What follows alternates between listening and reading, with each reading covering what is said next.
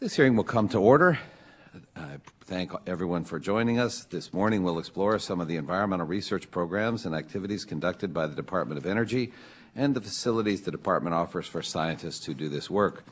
DOE's 7 National Environmental Research Parks are extraordinary outdoor laboratories that provide opportunities for environmental studies on protected lands around DOE facilities in a variety of geographic and ecological regions. I'm pleased that my colleague, Mr. Lujan, has introduced H.R. 2729, a bill that would authorize these parks in law formally and provide the guidance and support they need to support critical work in research, education, and public outreach. I should say parenthetically, I don't even know if Mr. Lujan knows this. My father was in the final boys' school class at Los Alamos when the U.S. government tapped them on the shoulder and said, "Young men, it's time for you to leave. We have some work to do here at Los Alamos." And my brother was born in Albuquerque, and some years later I made a pilgrimage to Los Alamos, and it is indeed remarkable. And we also in my district have Hanford, and one of the great, I think, wonderful paradoxes about this is that at the time those facilities were constructed, they were still in a rather primitive state. My father, when he was in the boys' school, used to go on 3-week-long mule packing trips out into the wilderness of New Mexico. And with the establishment of Los Alamos, basically that stayed in its same state. And much is true of the area surrounding the Hanford lab. So some of the most high-tech, sophisticated labs in the world, ironically, have some of the most pristine environments, not in all cases, as we know at Hanford, but parts of Hanford are in remarkably original condition. So I really commend Mr. Lujan for his initiative in recognizing this unique resource and advocating on its behalf. And at this time, it's a pleasure to recognize Mr. Lujan for a brief statement on his legislation.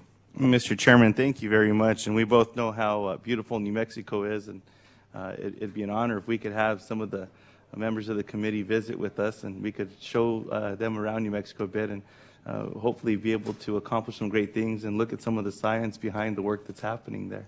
Thank you very much, Mr. Chairman. And thank you very much, Chairman, for holding the hearings on the National Research Parks at the Department of Energy's facilities. As you've stated, these parks have been providing environmental scientists with unique, undisturbed environments for conducting research since they were first established in the 1970s. The ecosystems contained within these parks contain intact, undisturbed native vegetation and wildlife that represent some of the major ecosystems in the United States. The long-term data sets that have been collected by these sites are extremely valuable for understanding natural ecosystems and variability.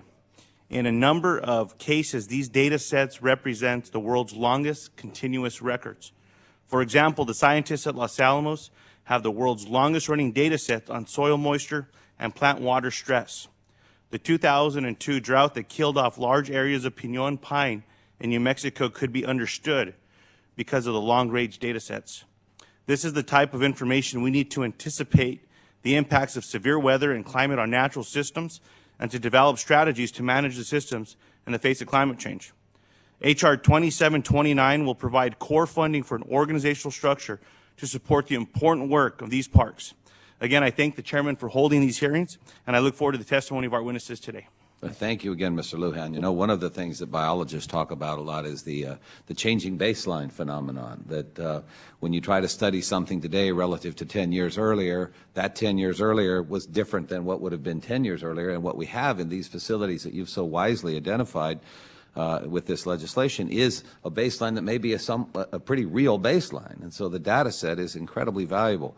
Today we'll also examine some of the broader research programs underway at the DOE Office of Sciences, Climate and Environmental Science Division. This division works to achieve a comprehensive understanding of climate change, ocean acidification, and remediation of environmental contaminants on land and water. 2 of the programs are conducted as part of the U.S. contribution to international climate research activities. DOE, along with other federal agents, including NSF, Noaa, and NASA, seeks to resolve 2 remaining areas of uncertainty in our understanding of climate change: the role of clouds and the effects of aerosol emissions on the atmospheric radiation balance between the sun and the earth. DOE's Environmental System Science Program supports research on carbon cycling in terrestrial ecosystems and its implications for climate change. This program also examines the crucial role of subsurface biochemical processes on the transport and fate of DOE-relevant contaminants, including radionuclides relevant to the cleanup of the Department's former weapons development sites. The persistent contamination problems on these sites requires ongoing attention. Development of methods to contain and remediate these substances is very important to the people of my state, particularly as we look at the issues surrounding Hanford. We have an excellent panel of witnesses today. I appreciate each of them taking time to come and share their expertise with the subcommittee. And with that, I'd be happy to yield to our distinguished ranking member, Mr. Inglis. Thank you, Mr. Chairman, and thank you for this hearing. It's been 37 years since the first environmental research park was established at the Savannah River site in Aiken, South Carolina. Now, nearly 4 decades later, we profit from 7 such research parks, each contributing a unique piece to our national environment and ecological research portfolio. I wonder how many blind spots we would have had in our understanding of various ecosystems within this country were it not for the commitment and vision of those who first established these parks. The research, education, outreach gains we've made through these institutions highlight our need to continue supporting such efforts in the future. I appreciate Representative Lujan's leadership to introduce H.R. 2979, a bill to authorize these research parks permanently. And I look forward to hearing the witnesses' comments and suggestions for improving the bill. In today's hearing, we'll also discuss the work being done in the climate and environmental sciences through the Department of Energy's Office of Science. Environmental remediation and cleanup, climate modeling, atmospheric and environmental system science are the major priorities of this program. Each of these research areas presents significant challenges that require substantial financial commitments, but they are challenges that we must meet. And I'm interested to hear from our witnesses on the strengths and weaknesses of these research efforts. And Mr. Chairman, I should also point out that this is the last time that my senior LA, Philip Van Steenberg, will be with us in science. I think this really is the last time he's going to be with us. He left once before and came back.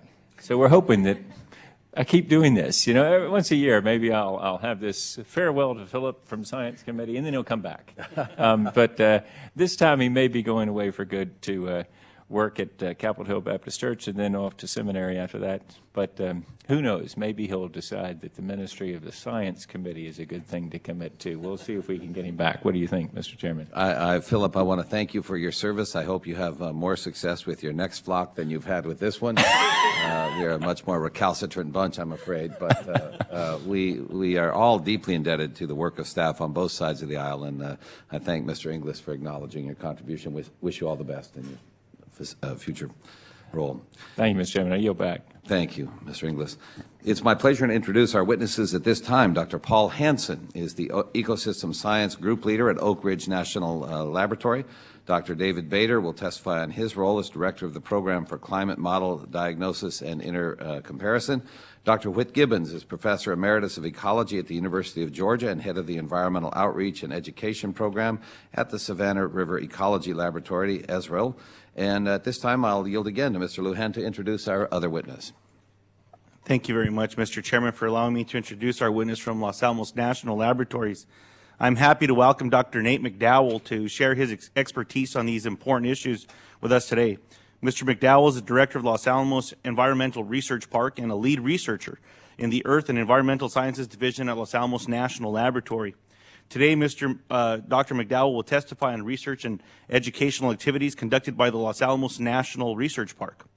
Dr. McDowell brings extensive experience and insight to us, especially in the areas of physiological and ecosystem ecology. Dr. McDowell, thank you very much for being with us today. Thank you, Mr. Lujan. As the witnesses can tell, you have a very interested group here. All of us have both personal and professional interest in your work. We're grateful for your remarks today. I want to acknowledge the presence of Ms. Giffords from Arizona. Thank you, Ms. Giffords. And with that, I would begin with our first witness, Dr. Hanson.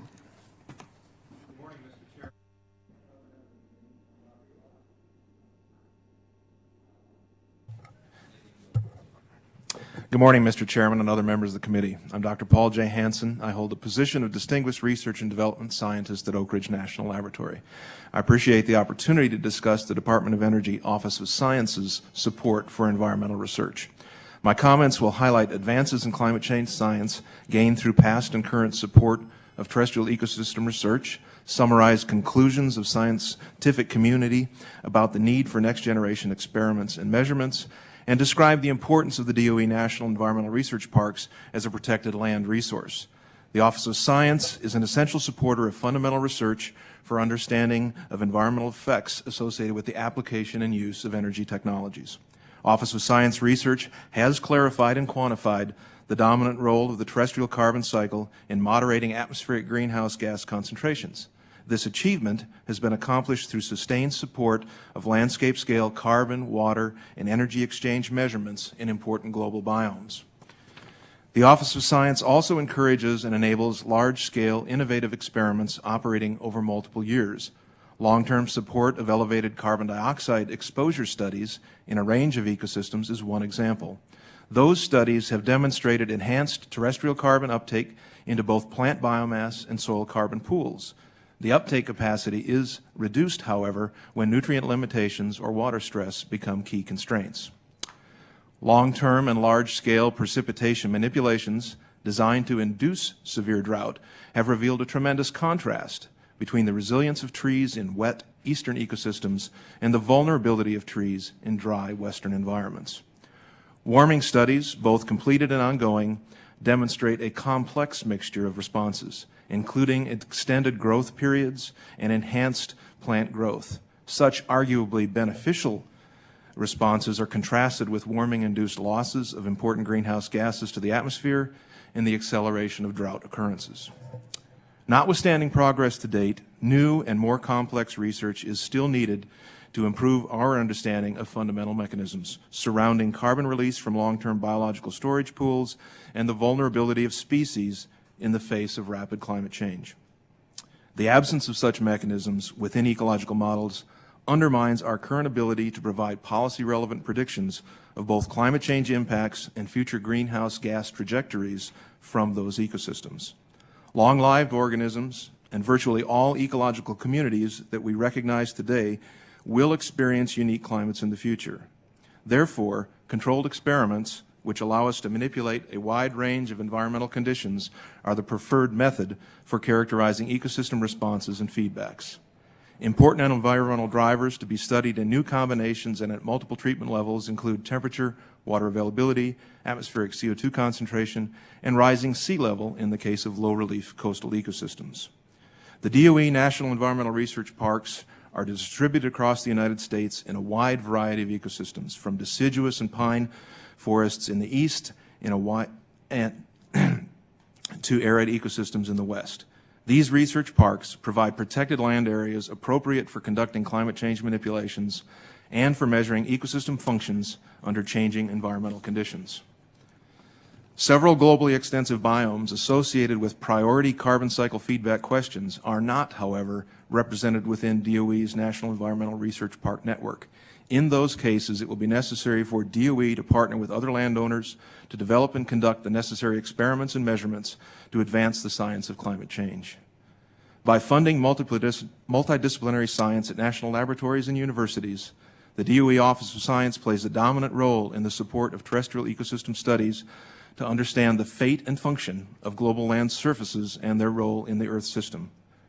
Only through the development of an integrated understanding of multiple interacting environmental effects can the scientific community generate appropriate prognostic models to inform Congress and the public about the capacity of our ecosystems to provide goods and services for society under projected rapid rates of climate change. Thank you for the opportunity to provide testimony. I'll be happy to take questions. Thank you, Dr. Hanson. Dr. Bader.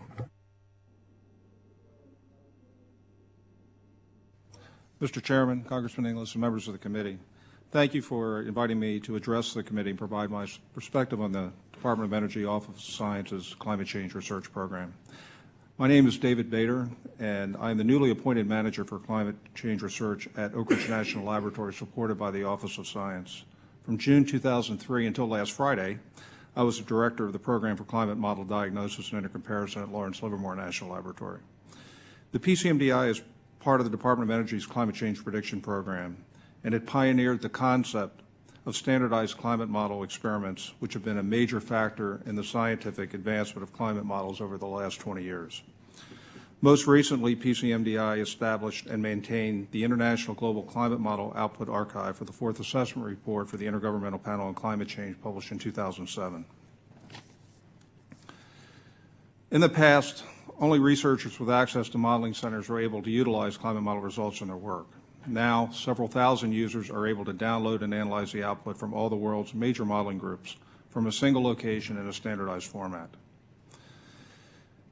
Prior to joining Lawrence Livermore, I spent over 12 years in various roles helping to plan, organize, and manage climate modeling programs for the Office of Science, well, incidentally, as a member of Pacific Northwest Laboratory in Richland, Washington.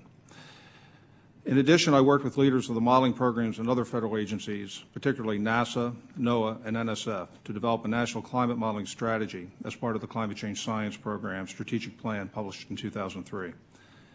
From these experiences, I gained valuable perspectives on the importance of climate modeling, simulation, and prediction in preparing the nation and the world for the future. Furthermore, I developed an appreciation for the critical roles in national and international modeling enterprise that the Office of Science Program and the National Laboratory System play. Climate models have successfully answered many questions regarding the role of human activities in climate change. Recent simulations of the observed climate over the 20th century are far superior to those of just a few years ago. Although imperfect, climate models offer the only tools to quantitatively estimate future climate variability and change. There is unanimous agreement among all the models that significant further global warming is likely over the next several decades through the end of the century under all reasonable greenhouse gas emission scenarios. The amount of projected warming, however, varies substantially among models. Moreover, there is considerable disagreement among the models as to how global scale temperature changes will be manifested as changes in precipitation on regional and local scales, where most impacts are experienced and must be dealt with. The demands for new information from climate simulations and predictions far exceed the skill of the current generation of models. Climate simulation and predictions required by the Department of Energy as it evaluates alternative energy technology options to mitigate climate change many decades into the future. The science community must quantify, understand, and reduce these uncertainties so that both near-term and long-term decisions can be guided with confidence. We are on the verge of transformational changes in climate simulation and prediction, which will be realized by a combination of enhanced understanding of the climate system operates and the advent of exascale computing. This requires not only investment of dollars, but also a rethinking of the organizational paradigms to develop and apply climate models. Vast knowledge and understanding has been and continues to be gained from investments in observational programs, particularly ARM and the carbon cycle programs at the Department of Energy. Tremendous potential exists to improve prediction capabilities through the integration of this knowledge with increasing computer power, such as the current future systems at the Oak Ridge National Laboratory Leadership Computing Facility, supported by the Office of Science. Several key elements are needed to continue a vibrant climate modeling enterprise in the Office of Science. First, climate modeling is one of the most complex simulation problems in science. It requires the correct representation of highly interactive processes across a broad range of time and space scales. Future models must be developed by multidisciplinary teams of climate researchers and computational scientists supported to achieve a common purpose. They will construct new models to be run on tomorrow's computers. Second, it must be recognized that climate model development and evaluation application occurs simultaneously. While new generation models typically appears every 5 years, some aspects take much longer to complete. Finally, as it was demonstrated in the IPC assessment, no single model is best in all respects, and the community continues to need the results of multiple modeling groups to best understand climate changes, particularly at local and regional scales. As it turns out, the best representation is the average of all of the models. The nation benefits from having multiple groups, including those supported by the Office of Science. Thank you for this opportunity. I'm willing to take any questions that you have. Thank you, Dr. Bader. Dr. McDowell. Good morning, Chairman Baird, Ranking Member Inglis, and members of the subcommittee. My name is Noaa McDowell, and I'm a staff member at Los Alamos National Laboratory and director of our Environmental Research Park. I'm honored to join my colleagues to speak with you today regarding the strategic value of these parks to the Department of Energy and to the nation. Although I've only been a staff member at Los Alamos since 2004, I've published over 40 papers, approximately one-third of which were derived directly from research done at the Environmental Research Park at Los Alamos. There are 3 points I'd like to highlight for the subcommittee today. First, what are the environmental research parks? You've already summarized it, but I'll briefly go over it. They were established between 1972 and 1992 across the DOE complex. The charter of the parks is to assess, monitor, and predict the environmental impact of human energy use and other human activities. Research at the parks includes measuring terrestrial ecosystem processes such as carbon and water cycling, testing ecosystem management options, monitoring of endangered species, virus threats, pollution, and hydrology, just to name a few. Second, why are these research parks important today? And I'd like to highlight this with an example from Los Alamos. When I first arrived in Los Alamos, the view outside of my office window was of a landscape full of dead and dying pine trees. In fact, we observed 97% mortality rate at the Los Alamos Research Park, following a drought that has been labeled as a climate change type drought because it was a particularly warm drought, particularly wet and warm drought. Though everyone knows that drought and beetles combine to kill trees, no one could actually explain to me which trees will die and which ones won't, and no one could predict when this will happen again in the future or where it will happen. This challenge remains true today, particularly because there are an increasing number of observations throughout the world of increasing mortality rates of forests. And there is increasing concern that the mortality will be exacerbated by climate change, such as warming and drying. Though the mortality event was depressing for people throughout the Southwest, we were fortunate at Los Alamos that the scientists had maintained measurements of the impact of climate on pine trees for over a decade preceding the mortality event, allowing rapid detection of the onset of the mortality and the first ever documentation of how trees die. These globally novel observations spawned new research supported by DOE's Office of Biological and Environmental Research. This new research is devoted ultimately to improving models of climate change. If those long-term measurements had not existed, we would be far behind our current understanding of tree death. Third, why are the National Environmental Research Parks the right place for research regarding greenhouse gases and the impacts of climate on ecosystems? There's a multitude of reasons. To name a few, they are located throughout the United States in regions that are representative of large areas of the world. This can allow the results to be meaningful and policy relevant. Due to our already strong collaborations, the research parks complement existing efforts throughout America, such as those at Noaa, Ameri, Flux, and DOE's climate change programs. They have the rare combination of protected landscapes and existing infrastructure for continuous observations and for large-scale experiments, such as manipulations of rainfall to simulate drought. The parks have enabled extremely long-term data sets that allow us to capture extreme events and to detect trends, long-term trends versus short-term variability, the baseline you referenced earlier. And finally, the parks already have educational programs in place for students of all ages, K to 12, to graduate school, enabling us to educate the next generation of scientists and the public as well. In conclusion, the National Environmental Research Parks are a valuable yet underutilized network of sites that can be used as part of an early warning network for ecological impacts. The parks can also be applied to develop techniques to detect greenhouse gas emissions and to conduct fundamental research in line with the original Research Park Charter. I applaud the subcommittee's efforts to establish a mechanism for sustained funding for the parks. I would be pleased to answer any questions you have. Thank you. Thank you, Dr. McDowell. Dr. Gibbons. Chairman Baird, Ranking Member Inglis, and members of the subcommittee. Good morning, and thank you for inviting me to address the subcommittee and provide a perspective on the Department of Energy's National Environmental Research Parks. I'm Whit Gibbons, Professor Emeritus of Ecology from the University of Georgia and head of the Environmental Education and Outreach Program at the Savannah River Ecology Laboratory, which we call SREL, on DOE's Savannah River site in South Carolina.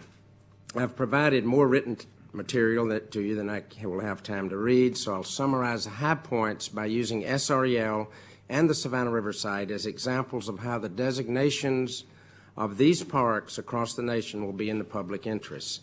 Please remember that any of the other DOE sites can provide excellent examples as well. SREL has been operated by the University of Georgia since 1951 with a mission to provide an independent evaluation of the environmental effects of Savannah River site operations through a program of ecological research, education, and public outreach. SREL has been recognized internationally by Encyclopedia Britannica as the Outstanding Laboratory of the Year and awarded a Guinness World Record certificate for the longest-running amphibian field research program in the world. Both of these were made possible by DOE's operating the site as a National Environmental Research Park. SREL research contributions include more than 3,000 publications in the peer-reviewed scientific literature and more than 25 books on ecology and environment. Most of the research could not have been conducted without the protected areas that have allowed these long-term studies. As far as education, SREL has provided training for more than 1,000 future scientists as undergraduate research participants or graduate students, the latter producing more than 400 theses and doctoral dissertations. Students have come from 275 universities and colleges and from every state and Puerto Rico. Most came to SREL because of research opportunities offered by the protected land area. In public outreach programs, SREL reaches more than 50,000 students, teachers, civic leaders, and other members of the general public each year through talks, tours, exhibits, workshops, and other presentations about the Savannah River site and its activities and environmental stewardship. All are focused on the protected land area and what it provides for ecological research and wildlife conservation. The environmental research themes possible that are currently undertaken on the site and that will be enhanced by legislative recognition of the parks are environmental characterization. This will be true for any of the parks on all of the natural habitats, which is a necessary first step in determining environmental and health risks. Research on ecological risks and effects, which helps to ensure that good decisions are made by reducing uncertainties associated with complex environmental processes. And studies on remediation and restoration of natural habitats can be conducted on the Savannah River site, where large land areas are contaminated with relatively low levels of metals, organics, and radionuclides. All parks in the DOE complex can also serve as reference landscapes for the patchwork of commercial and private land areas that exist outside of their borders, as well as representing a landscape with biological communities that can be used as a reference for climate change without the impact of typical economic development. Long-term ecological studies can be conducted on the parks that would be impossible to carry out without official protection. Protecting these areas in perpetuity will be in the best interest of all Americans. The establishment of the Savannah River site and other DOE sites as national environmental research parks will assure a legacy that DOE can be proud of. Mr. Chairman, thank you and members of the subcommittee for the opportunity to provide testimony in support of the National Research Park concept and to present the SREL model for ecological research and for environmental education and public outreach.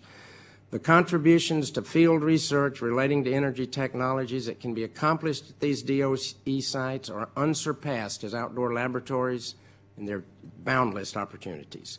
The opportunities to achieve public trust through transparent presentation of ecological research findings and advancements in environmental stewardship through education and public outreach programs are limitless. And remember to remind your colleagues in the House and Senate that national environmental research parks are different from national parks or wildlife refuges or national forests because they not only allow but welcome environmental disturbances resulting from energy technologies where they can be studied and reported on in the national interest. I urge you to continue the process of formalizing the DOE lands as national environmental research parks. This concludes my testimony, and I'll Thank you very much. Be pleased to answer any questions. Dr. Gibbons, thank you, and thanks to all the witnesses. We've been joined by Dr. Ehlers and also by Mr. Tonko. I thank them for being here, and I will recognize Mr. Lujan first for 5 minutes as the author of H.R. 2729. Mr. Lujan's recognized. Mr. Chairman, thank you very much for your indulgence there, and Ranking Member Inglis as well. I've been extremely impressed with the research that has been taking place with NERPs around the country. Despite not having the full support that they potentially could have in the past, the research that's been compiled has been remarkable.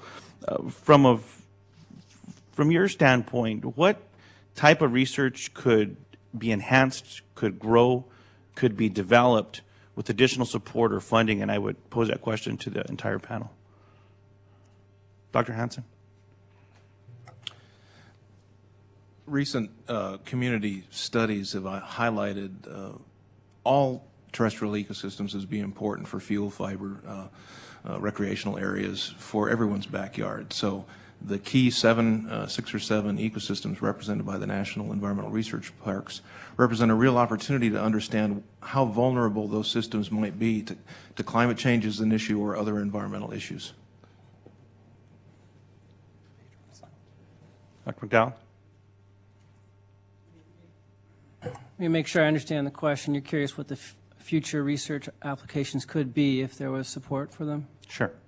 Yeah, I think what Dr. Hanson said was absolutely true. And in addition, what we could capitalize on, which is already a huge interest to American scientists from any agency or academic institution, is to have a network of sites, such as those done by Ameri Flux, which you guys may have heard of earlier this year, that are monitoring climate impacts continuously over long time periods, but that has done so in a coordinated way. And that's one of the great values of this network, is it can be coordinated. We can actually work together to make sure that we are documenting those changes. Likewise, the type of experiments that Dr. Hanson emphasized in his presentation could be done in a coordinated fashion throughout the parks to allow us to actually provide the necessary understanding for future models of climate impacts, as well as climate change models such as those that Dr. Bader referenced. And I'm sure, I just want to others also say that there's a lot of other things that other scientists with other interests might also add to that list. Dr. Gibbons. Yes, in the area of biodiversity, I think habitat fragmentation is one of the major concerns of impacts on wildlife across the country, across the world, and the advantage of the National Environmental Research Parks is these are contained units, very little disruption within them. I mean, Savannah River site, 300 square miles, 80% of it is forest lands and wetlands. And so we can determine there what should the natural world be like compared to what it is in the surrounding areas and the rest of the country. It's an excellent opportunity to do that kind of research. And along those lines, Dr. Gibbons and Dr. McDowell, that you mentioned in your opening remarks the importance of public outreach and how there can be coordination within the community. I would, point out the youthfulness of Dr. McDowell, but the rather extensive knowledge that he also brings in the research that has been done. In both working with public schools or surrounding universities in the community where our laboratories or the parks reside, what can be done to be able to continue to work with them and with the surrounding community, as well as providing an opportunity to be able to continue to recruit new scientists, young scientists, to encourage them to get into this field as well? Go ahead. Our program involves bringing what we call ecologists for a day. We're ecologists, and bring students out every week, twice a week, to the site from different regional schools, spend all day measuring the environment the way ecologists do, and in fact, the program fills up immediately after the first day after Labor Day, because all the schools want to come to this. That's one thing, and I think what it does, it gives the public of in an area more confidence that they know what's going on out on this site. Their children are out there. Their programs are developed so they can visit, they can see the natural areas. Of course, they don't get around some of the areas, but the natural areas it is an opportunity to teach children. Then the next step up is, of course, it's for college students. We have undergraduate programs, and I know the other sites do as well, where research opportunities for undergraduates to come in for internships, and then, of course, the programs with graduate students that are available on most of the sites, too. Thank you very much, Dr. Gibbons. And Mr. Chairman, if I may, and Dr. McDowell, what I would ask is if on the next round of questions I come back and get Mr. McDowell to respond to that Absolutely. question. Thanks, sir. We've been joined by Mr. Davis. Thank you, Mr. Davis, for your presence today. With that, I recognize Mr. Inglis for 5 minutes. Thank you, Mr. Chairman. Dr. Gibbons, I'm excited about the work that's going on at Savannah River. Really, it is quite a site. 300 square miles is a lot of area to do work in. It's also a place where I guess we're taking the lemons that we've been given and turn them into lemonade. There's some trouble there in the 300 square miles. And I wonder if you could elaborate on that. There is research on how to remediate, right? That's important. That's going on there that may have great contributions to really the whole world.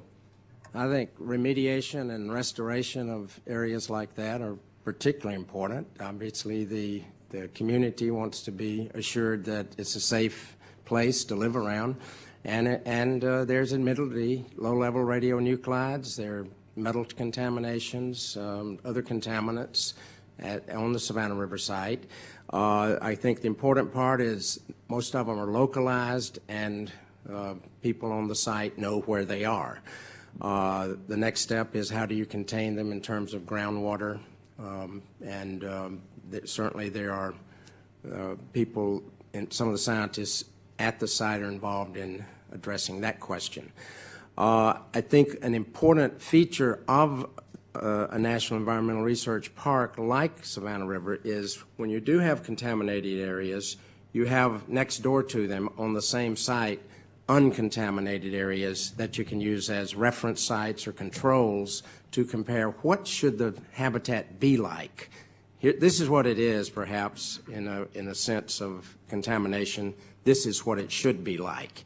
And so that is one of the real advantages that research can be done to make those comparisons. I think there's a suite of scientists of different areas, Savannah River Ecology Lab, Savannah River National Laboratory, Forest Service. There are people in various categories that are examining different aspects of the habitats, of the problems, and I think one of the things we think is important is the public education. We want to let the public know what are we finding out, what's really happening out there, and that seems to be that's the educational component I think a lot of people are very interested in. Yeah, for the benefit of my colleagues, I think we should mention that I think it's 35 million gallons of high-level liquid radioactive waste that we've had at Savannah River site that we've got to deal with. We are dealing with it, vitrifying it in the plant there, right? Yeah, that's absolutely right. So the 35 million gallons is going down every year, but it's just a serious matter.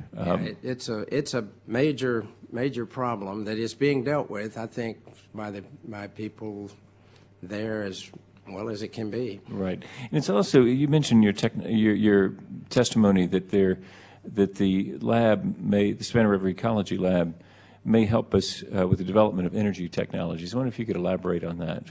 Well, I think we're all interested in energy technologies, or most of us, in developing energy technologies, but I think many people these days also want to know that the environment is safe while we're doing it. I think what Savannah River Ecology Laboratory scientists do is we look at the environment, look at impacts on the environment by different activities, and can come up with recommendations for how can it be done better, or is it being done properly? Can we do a better job environmentally as well as technologically? Thank you, Mr. Chairman. I'll recognize myself for 5 minutes. Talk to us a little bit about how it's determined what research gets done and where the funding is. You've each got jurisdiction over a different park or involved with this. Who decides what studies are done and where does the funding come from? Is it NSF or is it out of DOE budget, a combination? How's it work out? Dr. Hanson? Most of our research is funded through the federal good graces, of course. The Department of Energy provides the vast majority of research funds on the National Environmental Research Parks. But NSF, USDA, and EPA in times past, or for specific projects, have also provided funds. The National Science Foundation, through their National Ecological Observation Network, is targeting a wildland site on the Oak Ridge Reservation for long-term monitoring that would benefit from the legislation that's on the table. Specific projects have been funded and developed through initiatives sponsored by the agencies in the Program for Ecosystem Research, the Terrestrial Carbon Processes Program, both within the Office of Science. And they've been very good at identifying what kind of projects scientists might deploy in the protected and available lands of the research parks. Thank you. Dr. McDowell? I would just like to add to Dr. Hanson's comment, which I fully agree with, and it's very similar for Los Alamos, what he said. I would just like to add that in terms of who decides what's actually done, that's both a strength and a weakness of the current system, because the creativity of the principal investigators, such as Paul or myself, is what drives what decides gets done to a large degree. That's great because we're creative, but that's bad because there's no formalized integration between us that we would like to have. So it's like having a lot of smart people not necessarily working together in that scenario. That actually raises a next related line that I wanted to ask. Dr. Bader, you've talked about the need to improve climate models, and one of my questions would be, do you see a role for these parks, and how does your modeling work relate to the kind of research that might be done at these parks? Well, the modeling is going through a transformation right now. We've documented that there's climate change, and now we have to understand what the impacts of that climate change are. So the questions for the models became a lot harder. And one of the reasons I've moved from Livermore to Oak Ridge is because we're trying to do the other today. We're trying to understand what's going on at these scales and then bring them up to the models. So they've performed two roles. They are laboratories for us to understand at the process level what needs to be included into the models. And at the other end, they, as both my colleagues to the left and right have pointed out, they are validators of impacts of what the models produce and the result to see if they can get it right. So they serve both those purposes. Thank you. We marked up last week in this committee a National Climate Service bill, and it strikes me that the kind of research you're doing and the kind of modeling you're doing is synergistic and should interact very closely with the National Climate Service in a very constructive feedback loop as they seek questions of the specificity that you're referring to, Dr. Bader, and as they have laboratories such as where we have in these parks. This is a stupid question because I think I pre-know the answer, but what's the funding situation for the parks as part of the DOE budget? Is it if I say, is it adequate, let me guess the answer. But talk a little bit about funding and where it resides within DOE. To my knowledge, there's none. Okay. I would say there's no funding now. So how do you run the parks? Well, the parks run themselves as long as they stay there. Uh-huh. I think the parks are used as places to study and to develop energy technologies. Okay. So one of the strange virtues of this is if they were created sort of incidentally as buffer zones for the labs and then protected by security for that purpose. And in so doing, we inadvertently, but quite happily, have created a natural laboratory, which is at virtually no cost. One could imagine if someone came and said, we want the Congress to authorize a 300-square-mile research park, people would be up in arms, it'd be a takings, blah, blah, blah, blah, blah. But here we have done that, and we're able to benefit from the results. It's a happy side effect, and I'm fortunate that people like Mr. Lujan and you gentlemen have recognized its merit. Dr. Ayler's around? I'll recognize Ms. Giffords for 5 minutes. Thank you, Mr. Chairman. Mr. Davis, an appropriator, has a meeting in 10 minutes, so I'm going to yield my time to him. Always wise to yield to appropriators. I will be very brief and not use the allotted time, and will yield back my time. And Ms. Giffords, thanks very much. And Mr. Chairman and Ranking Member, thank you all for having this hearing today. I welcome Mr. Hanson, Dr. Hanson, who's here. I just came from a meeting with several folks from Oak Ridge at the NEI conference here in D.C. I live in an area in the northern part of the plateau, which you're very familiar with. And as I engage in dialogue with folks at the Big South Fork National River and Recreation Area, about 125,000-acre park, oftentimes I'm reminded that the ecological system of the entire eastern United States has been totally disrupted as a result of the harvesting of timber, farming operations, and others. Obviously, mankind has to survive, but when I look at some of the photographs in places like Stearns, Kentucky, Huntsville, Tennessee, Jamestown over the years, and see the huge piling of timber as they were basically cut down and then used for the expansion of American industry, the expansion of American growth, the home building, the factories, and others. But I know the research you're doing deals a lot with radiation and the area around the Oak Ridge lab, but also you're doing some research on the impact on our sustainable forest in the area. I'm just making a comment rather than a question. It's my hope that I'm pleased to see these 7 different locations where that we are seriously looking at the impact of mankind on our environment. I applaud your work and hope that we can continue to fund at the level that's necessary to see that at least we know what we do as mankind on this earth can have an impact on the future for our children. Thanks for being here today, and thanks for letting me just make a few brief comments. Thank you, Mr. Davis. I know you have a yield strong back. interest in this. Ms. Giffords. Thank you, Mr. Chairman. I applaud you for bringing these panelists together. Very interesting presentation. I come from southern Arizona. I notice in the map that, unfortunately, I'm not in one of the NERVs. I'm not sure how that happened because I've got the best district in the whole country with great environmental resources. But that being said, I'd like to comment on being in the Colorado Rocky area last year where driving for over an hour, I mean, the horror of looking across the thousands and thousands of miles of acres of these beautiful, beautiful pine trees that are now turning red and turning ashen gray and are dying. And I think about the fact that in Arizona, we are suffering from a very long, prolonged drought. I think it's estimated that we've lost about 1/5 of our forest due to infestation of bark beeters and these mega fires that are happening and what's happening, again, just with climate changes in general. So I'm curious if someone can talk specifically about the effects of climate and water.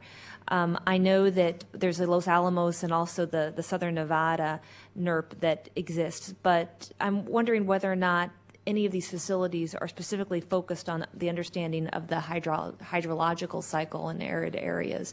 And also, if someone also could tie in whether or not there's coordination. For example, the University of Arizona, we have very many eminent climate scientists, specifically at the College of Science, and whether or not there's that coordination collaboration taking place. Yeah, the Los Alamos Environmental Research Park originally was studied as a hydrology study, and it became from original funding to study radionuclide passage, and they were worried about groundwater contamination. So that was the origin, and that's why and then they happened to move into studying trees, and that's why they just happened to document the water stress and the water aspects of tree mortality. I agree with you about Colorado. Skiing there is not quite what it used to be with all the dead trees, and that's happening all over the place right now. As for Arizona, you indeed have some of the world's leading experts at the University of Arizona on this subject. And in fact, I talked about climate change type drought. Well, that label came from Professor Beshears at the University of Arizona. He actually used to sit in my office at Los Alamos before he came to Arizona. So there is a good collaboration. We don't have current funding to do that. It's all, again, it's PI-driven type research, but there's a lot of dialogue. I mean, Dave and I emailed together last night about that. So, Paul. I just want to comment that the Nevada test site has hosted in the past precipitation studies in the arid system that's there, along with elevated CO2 studies, complementary and not specifically coordinated, but also funded by the Department of Energy, have been elevated CO2 and precipitation studies on the Oak Ridge Reservation. And similar observational work goes on at the Argonne National Lab on Fermilab land. The point being that the Office of Science has funded a lot of these studies taking advantage of the NERP lands. I'm going to let the gentlelady continue for 2 more minutes if she likes. Thank you, Mr. Chair. I noticed from the testimony that a major focus of the NERP seemed to be to look at the traditional sources of energy, specifically fossil fuels, on the environment. We spent a lot of time in this committee talking about renewables. I've dedicated to particularly solar energy because of where I come in Arizona and the potential that solar has for the desert Southwest. I know that there is a minimal environmental impact even on renewables that are supposed to be, quote unquote, clean. So I'm curious whether or not there's any research happening at the National Environmental Parks on understanding and mitigating the environmental impacts of renewables as well, fossil fuels. To my knowledge, that's not being done. I don't know if my colleagues. No active on-the-ground research in the Oak Ridge Reservation, but a number of analyses have been looked at to determine what could be done with the National Environmental Research Park to provide some component of the energy needs of the Oak Ridge National Lab and surrounding DOE facilities. But I could look up more information on that if you'd like.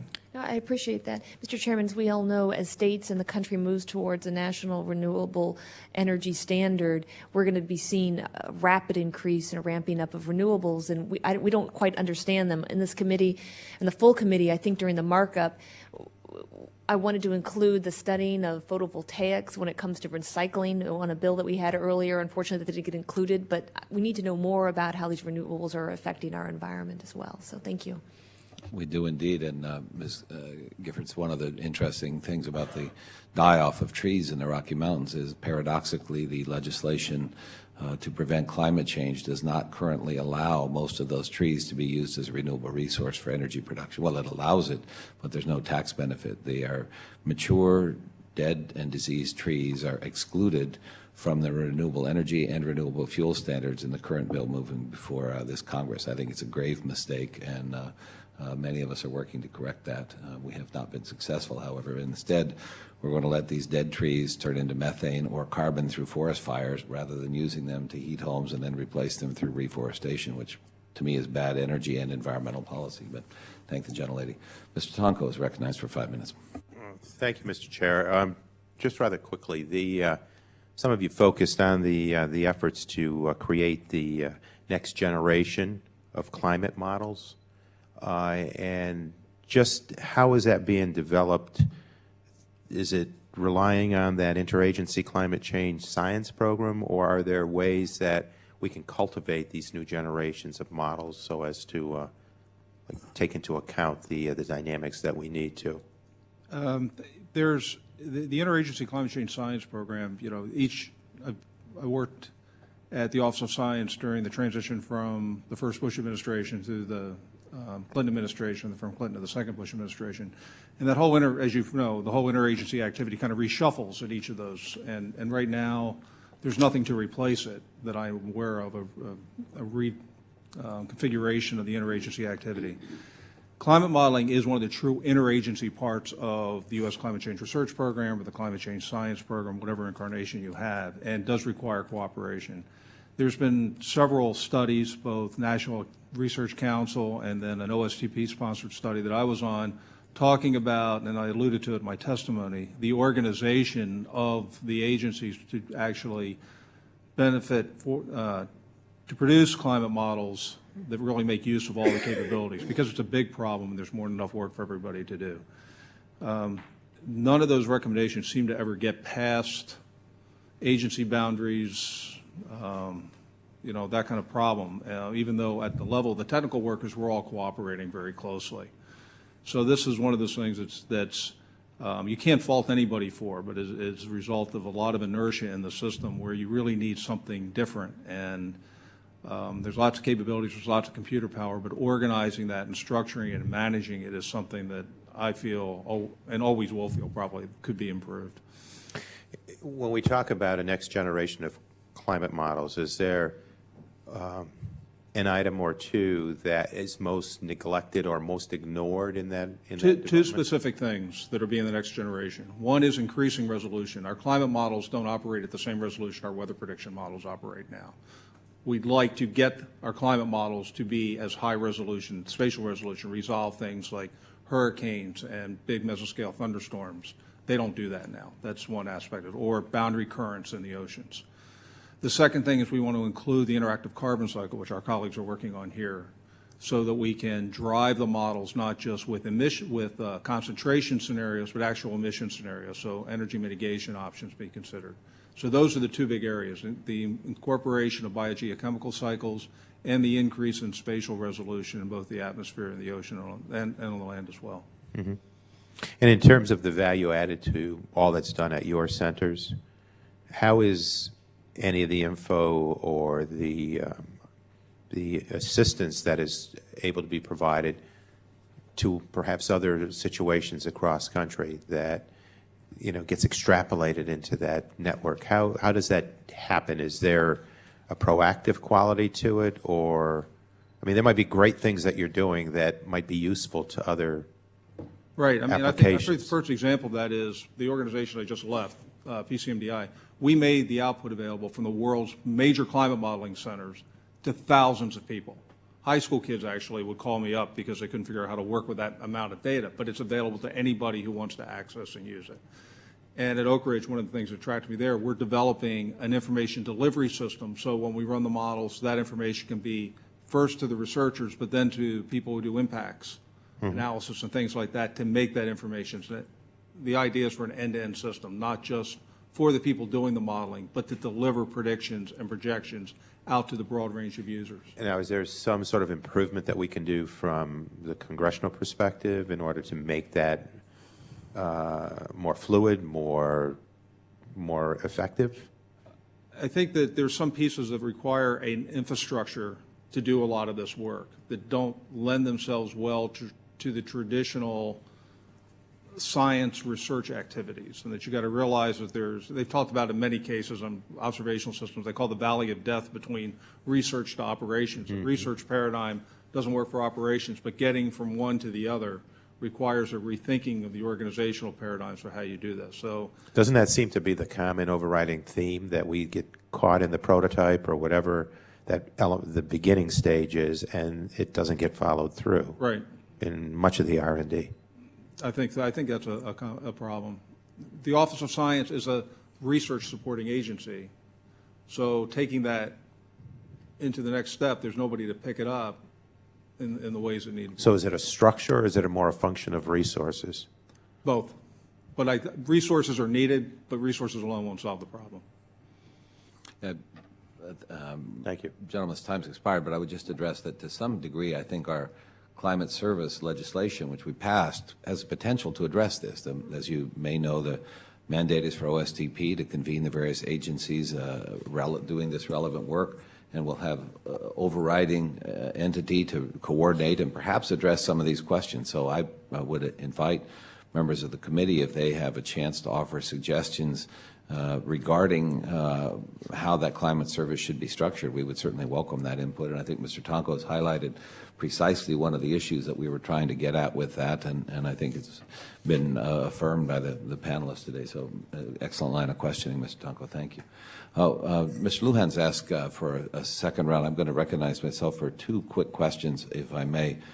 I want to clarify, whenever someone here in the Congress hears establish a new park, a quite understandable reaction is we don't have enough money to pay for our existing parks.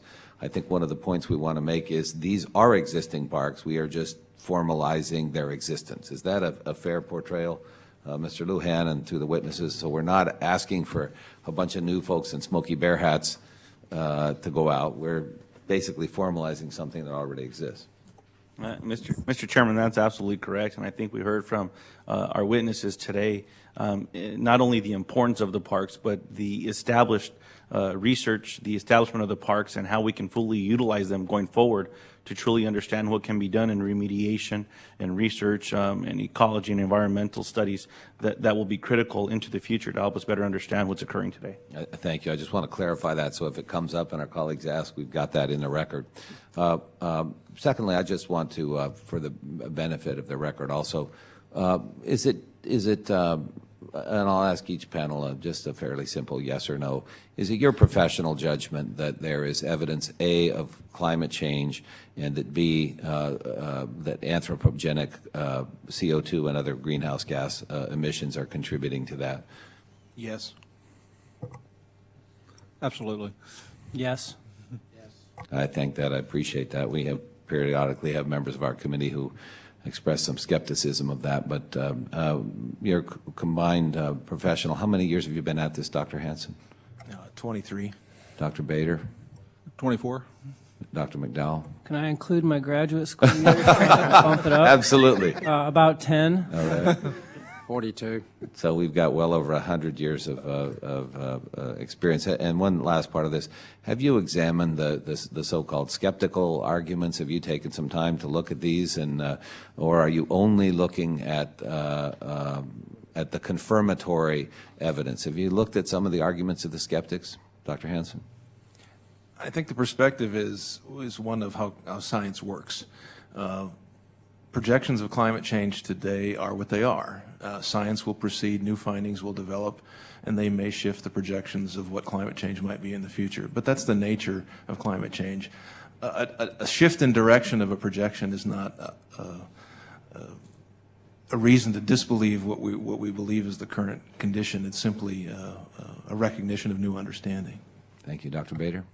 Yeah, I was the lead author for the CCSP Climate Modeling Report 3.1, and we actually had to take on one of our committee oversight members was Dick Linson from Massachusetts, and we had to go toe-to-toe with him for about 3 months in the iterative process. So, yeah, I do know there are arguments. Most of them try to develop a greater uncertainty than actually exists, and they exploit those uncertainties to a large degree to make their argument and try to present it as a balanced argument, where really, even if you exploit those uncertainties, the evidence on the other side is overwhelming. So when one hears various points, well, what about this, solar flares, what about heating of Mars, what about blah, blah, blah, in most cases, those questions have actually been answered satisfactorily. Oh, yes. I mean, the simplest way to look at this is you can violate the first law of thermodynamics, and increasing greenhouse gases causes more energy to be trapped into the climate system. And when you trap more energy, you will increase its temperature. It's that simple, and a sophomore class in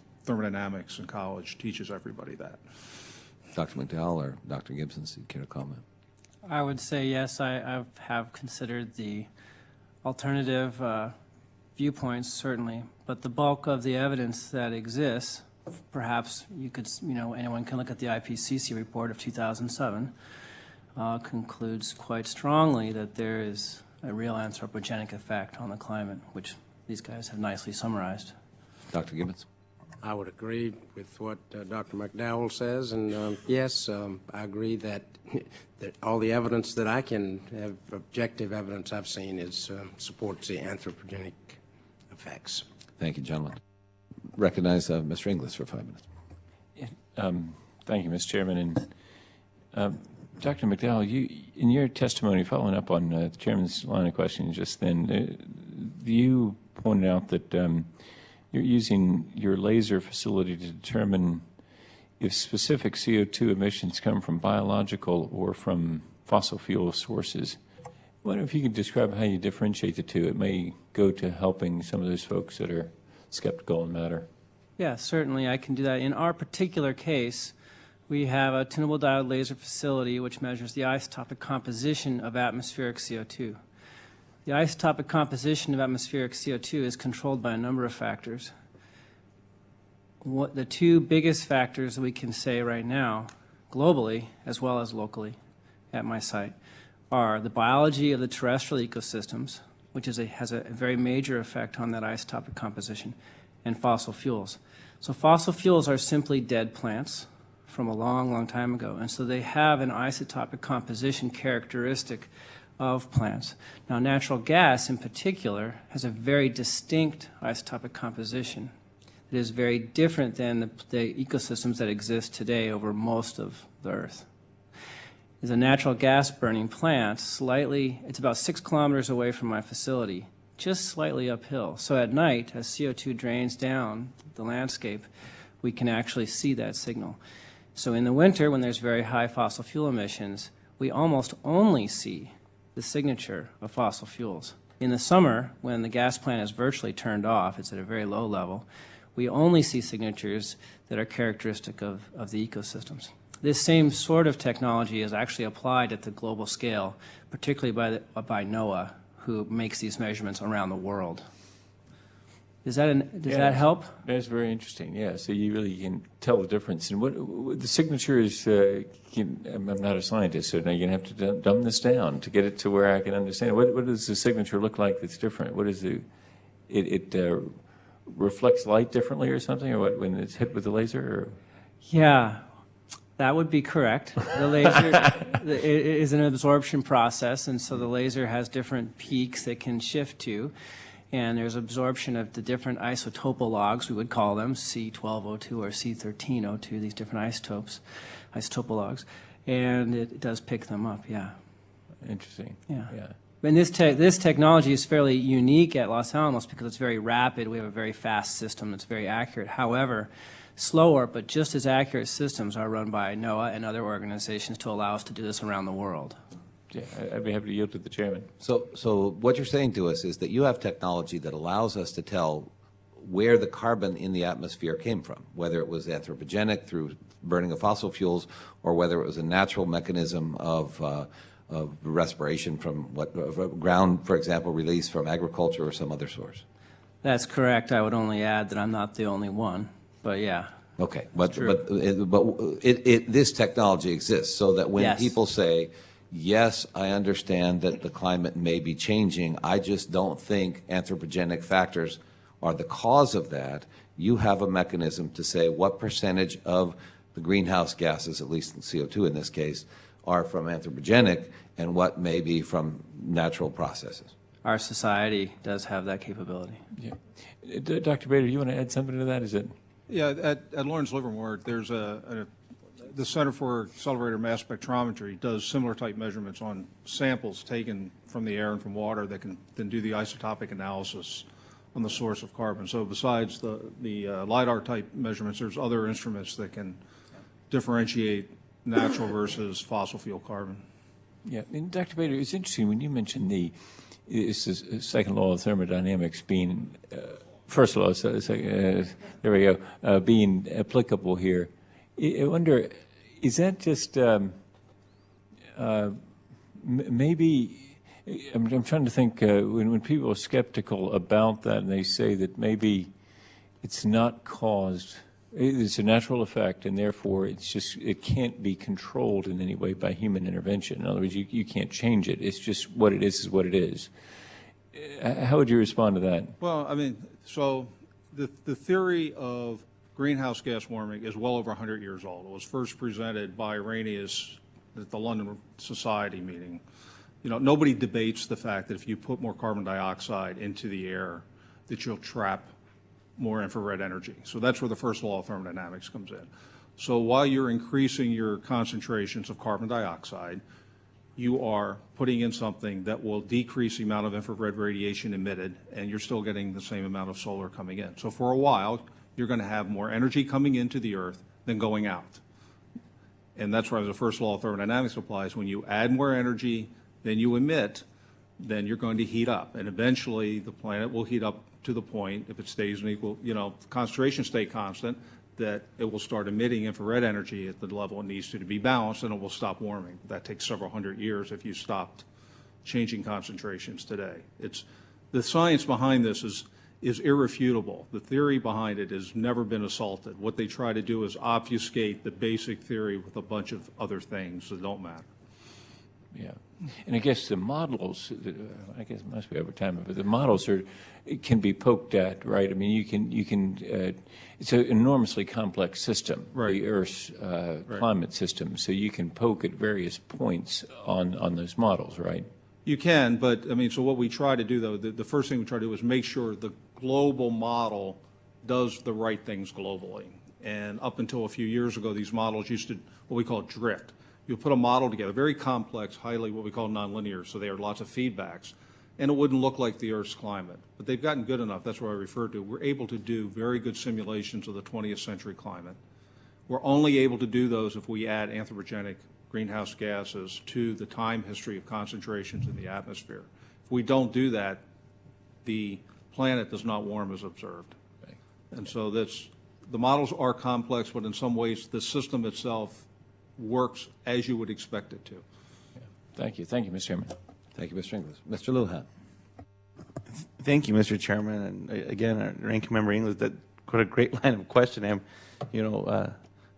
Almost want to yield more time, Mr. Chairman, but I know you can allow yourself as much time as we may need. I want to get back to the line of questioning around remediation and the work and the research that's specifically taking place within each of our parks, which can help us better understand on how we can do better on the true need for support for restoration or remediation around our national laboratories and anywhere else in the country, or for that matter in the world that may need some help. And Dr. Gibbons, if we could start with you, and then maybe Dr. McDowell. Okay, the question being, what do we need to do in terms of remediation, or why do we need remediation? How did the designation of the national parks allow us to better understand this going forward, to be able to make progress in this area? And then the follow-up question I would have is,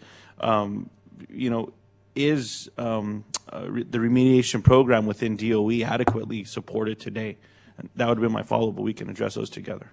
Yeah, well, the remediation program in DOE is supported in a variety of different ways to different organizations who do different parts. I think the important part from the National Environmental Research Park designation is that you keep these lands intact so that there's no loss of these lands, for instance, the periphery, until the remediation is complete, or at least underway or identified, what needs to be done where, and do we have the reference areas, control sites, comparative areas to make sure the remediation has been accomplished. And the remediation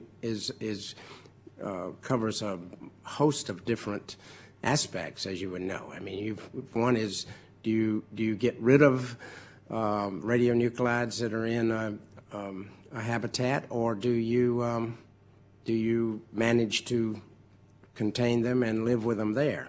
There are just many different components, and I think the important thing is to keep the land intact at all of these areas that have contaminants to be sure that that's one reason for, I think, keeping the integrity of the sites. As far as the funding, I can't, it varies so much. I'm sure you'd have to talk to different people about, most people tell you they never have enough funding. Mm-hmm. And Dr. Gibbons, can you also touch upon how this can assist us with remediation or restoration in areas where we may have abandoned uranium mines throughout the country? I know that we have some in my district around the Navajo Nation. Well, I'm not sure I can. Well, I guess you can, by doing remediation at one site, you can certainly learn what to do at other sites. It can have that it can be applicable to other areas. I'm not, my uranium background's pretty sparse, so I probably have to defer to someone else about that. Thank you, specific things. Congressman Lujan, I'm in a similar situation to my colleague, but I can say that I will save that for the record, the part about the funding in particular, and get back to you. Regarding the quality of the, I mean, I can say this, that I have colleagues and friends at Los Alamos who study environmental remediation and who have done very, very high impact work that has done a lot for Los Alamos, and for their individual careers and for their groups at the lab, both in terms of bringing in additional funding for pure science as well as applied science. And I know that they have, universally when I speak with them, they say that they couldn't do it without the preservation of the landscape and the ability to make the measurements that they need to make over the landscape. So they are very dependent on the National Environmental Research Park. But regarding the funding, I'd like to respond to you for the record later. Thank you, Mr. Chairman. I yield back my time. Thank you, Mr. Lujan. Again, I want to thank Mr. Lujan for recognizing the importance of this marvelous resource that we have. I thank the witnesses for their insightful testimony and for their ongoing scientific research. And with that, I would also indicate that the record will remain open for 2 weeks for additional statements for the members and for answers to any follow-up questions the subcommittee may ask of the witnesses. The witnesses, I'm sorry to our guests who are just arriving. We're just about to adjourn the hearing. I'm sorry about that. No, I'll come up with something clever to ask so you can see how here it is.